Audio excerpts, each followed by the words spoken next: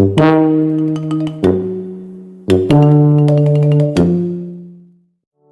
teman-teman, pada video pembelajaran kali ini bersama saya Nurul Jum'awardiana, kita akan membahas tentang analisis kebijakan kesehatan.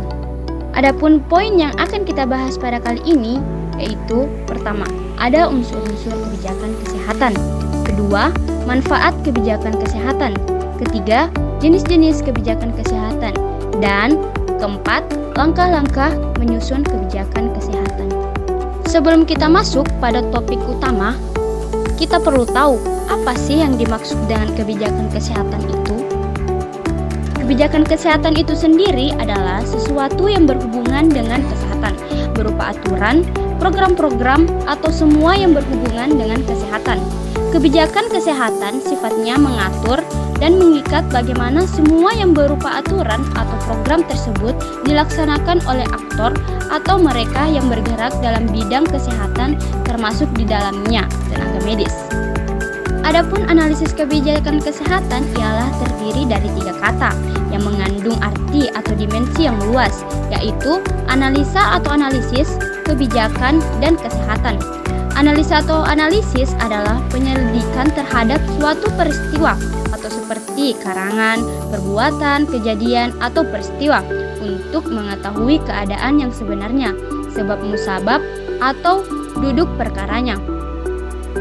Sehingga secara sederhana, analisis kebijakan kesehatan dapat diartikan sebagai penyelidikan, pengkajian, penelitian, dan argumen untuk menghasilkan dan memindahkan informasi tentang suatu fenomena kesehatan yang berhubungan atau relevan terhadap kebijakan, sehingga dapat dimanfaatkan untuk memecahkan masalah kesehatan. Kita masuk pada poin pertama, yaitu unsur-unsur kebijakan kesehatan. Pertama, tujuan kebijakan. Tujuan kebijakan ini harus jelas, terukur, dan relevan. Misalnya, tujuan bisa berupa peningkatan akses layanan kesehatan, pengurangan angka kematian ibu dan anak, atau pengendalian penyakit menular. Yang kedua, sasaran seperti masyarakat umum. Pada masyarakat umum ini, kebijakan yang ditujukan itu untuk seluruh populasi. Yang kedua, kelompok rentan seperti lansia, anak-anak, atau kelompok dengan penyakit kronis. Dan yang ketiga, wilayah geografis. Misalnya, kebijakan yang difokuskan pada daerah dengan prevalensi penyakit tinggi. Yang ketiga, strategi bisa berupa pertama, pencegahan seperti program vaksinasi, pendidikan kesehatan, atau kampanye promosi kesehatan. Kedua, pengobatan seperti penyediaan obat, pelayanan kesehatan dasar, dan rujukan ke rumah sakit. Dan yang terakhir, peningkatan kualitas layanan seperti pelatihan tenaga kesehatan dan perbaikan fasilitas kesehatan. Yang keempat, sumber daya. Sumber daya di sini bisa berupa dana, seperti anggaran yang dialokasikan untuk program kesehatan. Kedua, tenaga kesehatan, seperti ketersediaan dokter, perawat, dan tenaga kesehatan lainnya. Dan terakhir, fasilitas seperti rumah sakit, puskesmas, dan infrastruktur kesehatan yang memadai. Dan unsur terakhir yaitu partisipasi masyarakat, seperti melibatkan masyarakat dalam perumusan, implementasi, dan evaluasi kebijakan, dan mengadakan forum untuk mendengarkan suara masyarakat dan pemangku kepentingan. Adapun manfaat kebijakan kesehatan. Manfaat pertama yaitu meningkatkan akses layanan kesehatan. Kedua, meningkatkan kualitas kesehatan. Ketiga, pengurangan biaya kesehatan.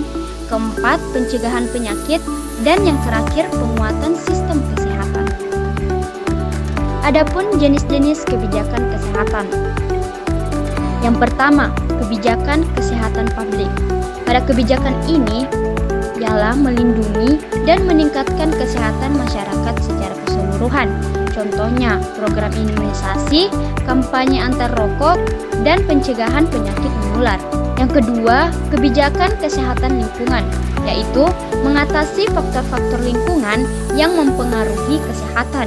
Contohnya, regulasi polusi, pengolahan limbah, dan sanitasi.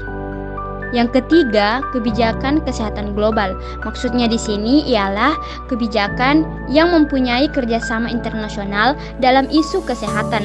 Contohnya, partisipasi dalam organisasi kesehatan dunia, penanganan wabah global, dan program kesehatan lintas negara. Yang terakhir, kebijakan kesehatan mental, yaitu menangani isu-isu kesehatan mental dan meningkatkan layanan. Contohnya, program intervensi untuk yang mempunyai gangguan mental dan dukungan bagi individu yang mempunyai masalah kesehatan mental.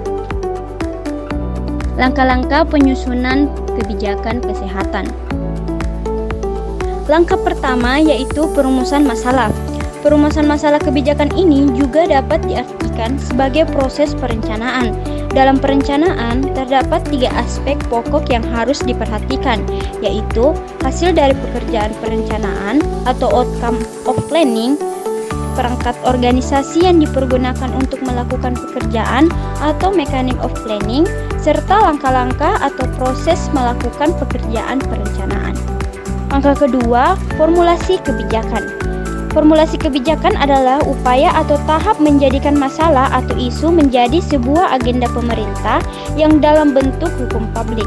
Dalam tahap ini juga mengeksplorasi siapa saja yang terlibat dalam perumusan kebijakan, bagaimana kebijakan tersebut disepakati, dan bagaimana akan dikomunikasikan. Langkah ketiga, implementasi kebijakan.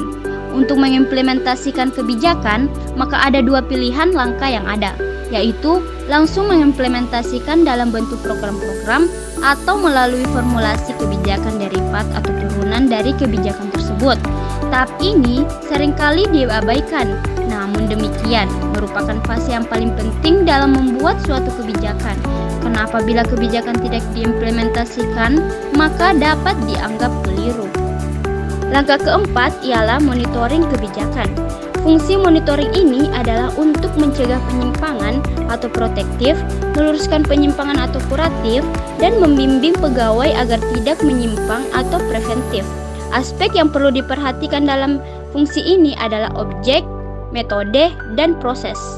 Dan langkah yang terakhir adalah evaluasi kebijakan. Tahapan ini juga dapat dikatakan bahwa di mana diidentifikasi apa saja yang termasuk hal-hal yang muncul dan tidak dapat diharapkan dari suatu kebijakan. Evaluasi pelaksanaan kebijakan kesehatan dapat dilakukan dengan melihat indikator sasaran dan indikator hasilnya. Contohnya adalah penurunan kasus gizi kurang pada balita. Baiklah, terima kasih telah menyaksikan video ini.